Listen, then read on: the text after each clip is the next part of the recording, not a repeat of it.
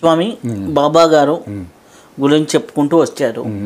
చెప్తూ చెప్తూ మీకే కాదు మీ చుట్టూ ఉన్న వారికి కూడా మీరు అడగకపోయినా కొన్ని కోరికలను తీర్చారని చెప్తున్నారు.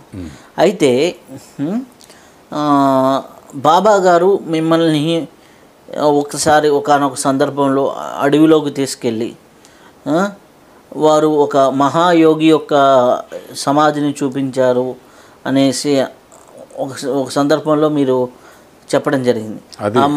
ఆ మహాయోగి ఎవరు, ఎప్పుడు తీసుకెళ్లారు, ఆ కథ ఏంటి? ఆ మహాయోగి సమాధి ఉందని కానీ ఆ షిరిడి ఎవరికి తెలియదు. షిరిడి బాబా గారు వచ్చి చాలా కాలం ఉన్నారు. ఆయన దగ్గర ఇంచుమించు ఆయనకి 45 సంవత్సరాలు వయసు అనుకుంటాను. అప్పటికి మంచి వయసులో ఉన్నారు ఆయన. మేము మంచి వయసు, అది నాకు కొంచెం ఎక్కువ వయసు. భాయిజా ఉన్నది, అప్పాపాట్లు ఉన్నారు, తర్వాత మాల్సాపత్ ఉన్నారు, శ్యామ ఉన్నారు, ఇంకా చాలామంది పెద్ద పెద్ద వాళ్ళు. మొత్తం మా ఎంతమంది ఉన్నా కానీ నలుగురిని ఎక్కడికి వెళ్ళినా సరే శ్యామాని, నన్ను, మాల్సాపతిని, భాయిజాని.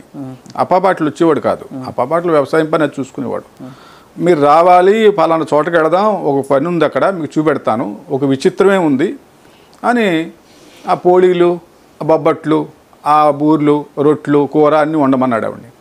ఓ 10 మందికి సరిపడా ఉండి ఆవిడ బుట్టలో పెట్టుకుని ఆ గుట్ట, చెట్టు, పుట్ట అన్నీ దాటుకుంటూ ఇంచుమించు ఒక 20 కిలోమీటర్లు సుమారు తీసుకెళ్ళాడు మమ్మల్ని. పూరికి 20 కిలోమీటర్లు దక్షిణంగా తీసుకెళ్తే కొండ గుహ, వార గుహలో ఒక పెద్ద సమాధి చూపించారు.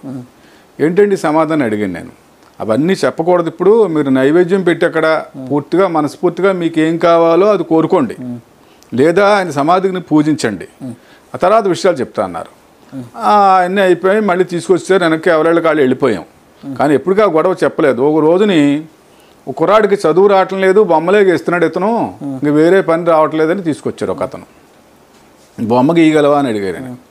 ఫలానా రకంగా ఉండాలని ఆయన బాబా గారు బొగ్గు మొక్కుతో కిందకి వేస్తుంటే కుర్రాడు బొమ్మ గీశాడు.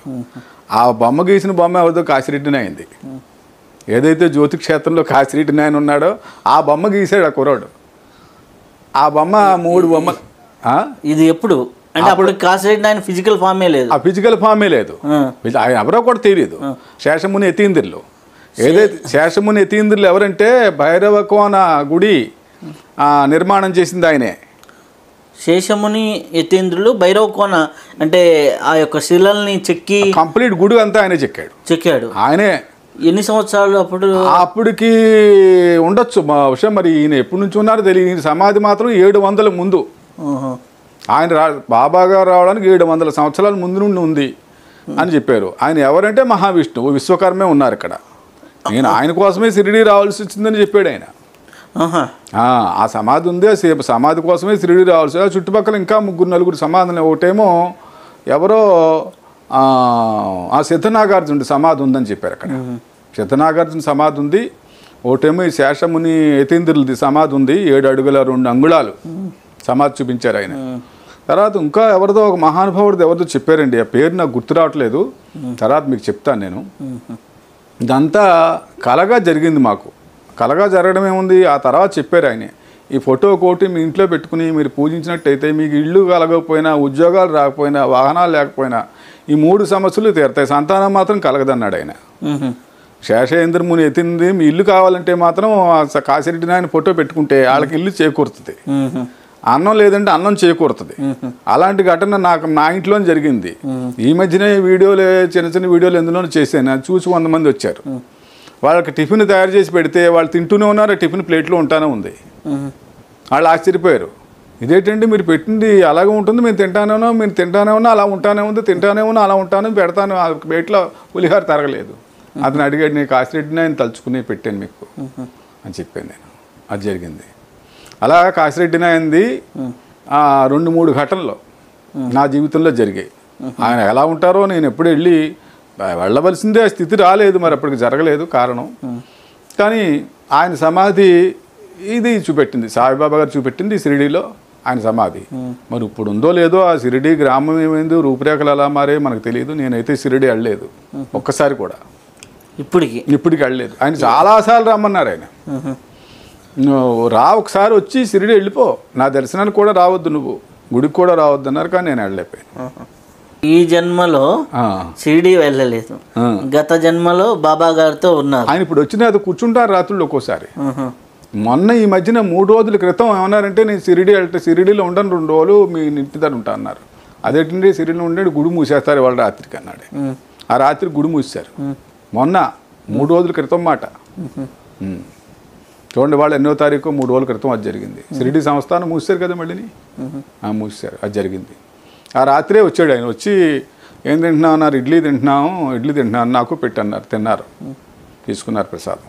అంటే అంతరాత్మంగా కనపడతారే తప్ప ఆ రూపం ఒక ఫిల్మ్ లాగా ఒక తేజో రూపమే కనపడుతుంది. మీరు ఎవరినైనా మహానుభావులు ఎవరైనా దర్శనం ఇవ్వనియండి, మీకు ఒక తేజో రూపకంగా కనిపిస్తారు. ఒక నీడలాగా నీడ కనపడుతుంది మీకు స్పష్టంగా. మనిషి నీడ ఎలా ఉంటుంది, వెనకాల ఒక నీడ నుంచున్నట్టుగా కనపడుతుంది. కొంతమంది కాంతి శరీరంతో దర్శనం. నాకు రాఘవేంద్ర స్వామి 2 సార్లు దర్శనిచ్చినప్పుడు కాంతి శరీరమే. నేను ఒకసారి రాఘవేంద్ర స్వామి ఏం జరిగిందంటే మా సిస్టర్ని తీసుకురావడానికి ఒరిస్సా వెళ్ళాను నేను. అవి కడుపుతూ ఉంది అమ్మాయి. ఆ బకోరా ఎక్స్ప్రెస్ అక్కడ ఆగదు. బాలంగిరి స్టేషన్లో ఒక 5 నిమిషాల కంటే బండి ఆగదు. బండి ఆగిన విపరీతమైన జనం రద్దీ.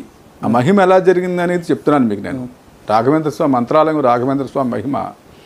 ఎలాగ ఈ అమ్మాయిని తీసుకుని బండి ఎక్కడమని నేను చాలా బాధపడ్డాను. రాత్రి 2 గంటలకు ఆ బండి ఎక్కాలి మేము అక్కడ. ఎక్కడి నుంచో 2 జిల్లాలు దాటి వచ్చి బాలంగిరి స్టేషన్లో ఆ బొకారో బండి ఎక్కడానికి రాత్రి 2 గంటలకే ఆ బండి వస్తుంది. ఎప్పుడు 2 లేదు 2:30 చూసుకోండి. 2:30 3:15. ఆ సమయంలో బండి ఎక్కడం చాలా కష్టం. అది అందులో ఒక గర్భిణీ పిల్లని పట్టుకుని నేను ఎక్కి వెనకాల సామాన్ అది పట్టుకుని ఎక్కాలంటే ఎప్పుడూ ఆ బండి ఖాళీ ఉండదు.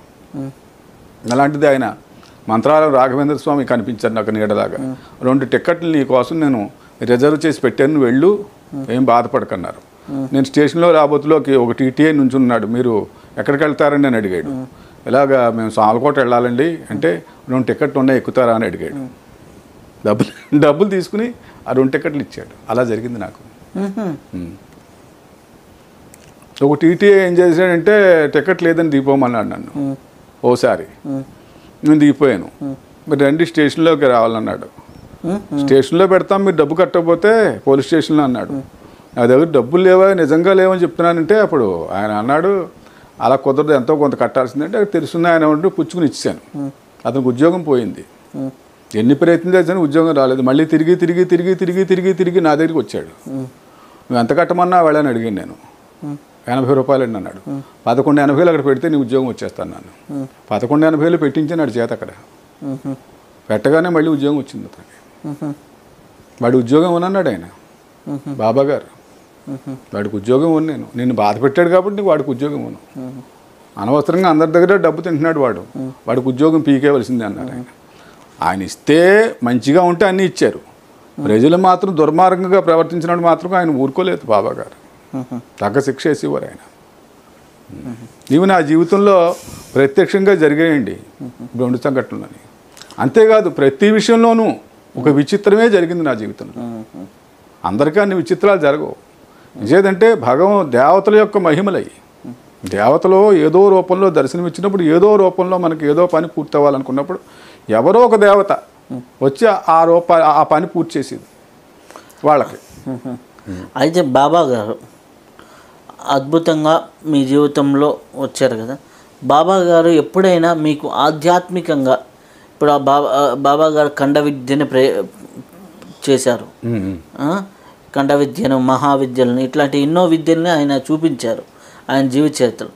అట్లాంటి విద్యకు సంబంధించిన రహస్యాలు ఏమన్నా చెప్పారా? రహస్యాలు ఖండ విద్య గురించి నాకు చెప్పలేదు, కానీ నీకొక యతి వల్ల, మహాయతి ఆయన, సామాన్యమైన యతి కాదు. ఆంజనేయ స్వామి తర్వాత ఆంజనేయ స్వామి అనుకో అన్నారు. అతను వస్తాడు నీ దగ్గరికి. కొంతమంది దేవతలను తీసుకుని వస్తాడు ఆయన. అది ఆషామాషి విద్య కాదు. అది ఏదన్నా సాధించగలిగి సర్వార్థ సంజీవిని. అది ఒక చోట ఉంది. అది ఆంజనేయ స్వామి వల్లే వచ్చిందనుకో, లేకపోతే ఇంకోరి వల్ల వచ్చిందనుకో, ఈ దేవతలు వచ్చి ఎవరి వల్ల అయితేనేమి నీకు అది సంకల్పం నీ చేయాలి, నీకు చేరాలని నేను కొంతమంది దేవతలు నీకు అప్పచెప్తాను. వాళ్ళ సహాయంతో అది పట్టుకురా. అది పట్టుకొస్తే ఎటువంటి మనిషి సమస్య అయినా తీరిపోతుంది, ఎటువంటి కష్టమైనా తీరిపోద్ది. ఈ మధ్యనే ఒక సంఘటన ఏం జరిగిందంటే, ఒక అబ్బాయికి 2 కిడ్నీలు పోయాయి. మొదటి నుంచి నన్ను అడిగింది ఏంటి, మా అబ్బాయి బతకాలండి. ఆ సంజీవిని ఇచ్చాను నేను. అది నువ్వు దగ్గర పెట్టుకో అమ్మా, దాని గురించి నువ్వు చేత్తో పట్టుకుని మనసులో ధ్యానం చెయ్యి.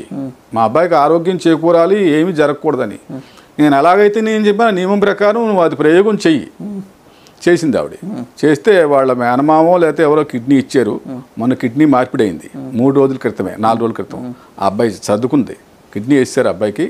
ఆ అబ్బాయికి బాగుంది, కిడ్నీ ఇచ్చిన అబ్బాయికి, ఇద్దరికి. ఆ అబ్బాయి బతికాడు, చక్కగా ఉంది. అది విచిత్రమే కదా మరి. ఇప్పుడు ఏదో రూపకంగా జరగాలి, మనిషికి పని జరగాలి. ఇలాగే జరగాలని రూల్ ఏముంది? కాలం మారింది, విజ్ఞానం మారింది, సైన్స్ మారింది, టెక్నాలజీ డెవలప్ అయింది. ఈ రోజుల్లో సరిపడా ఖండ విద్య అంటే ఒక అవయవం తీసి అవయవం తగిలించడం అనేది ఖండ విద్య. అప్పటికది ఖండ విద్య. అది ఇప్పుడు కావాలంటే శరీరం అంతా ఖండించి అతికేయగలరు డాక్టర్లు. ఇప్పుడు కాలానికి అది అవసరం లేదు అన్నారు ఆయన. ఎలాంటి ప్రదర్శించవలసిన అవసరం లేదు. అప్పుడు కాలానికి అది ప్రదర్శించారు. ఇప్పుడు కాలానికి సైన్సే చాలు. ఇదే ఇంతకు మించి మనిషి తట్టుకోలేడు, చేయలేడు. ఇంత మనిషి రీచ్ అవ్వలేరు, ఆ స్థితికి అది అర్థం చేసుకోలేరు. అలాంటి విద్యలు చెప్పడం అవసరం లేదు. ఇది మాత్రం ఉపయోగించు. దీనివల్ల ఎటువంటి కష్టమైనా వాళ్ళకి సునాయాసంగా తీరిపోయే మార్గం నీకు చెప్తున్నాను నేను అనేది. నాకు అది వచ్చేలా చేసింది ఆయనే, బాబా గారు.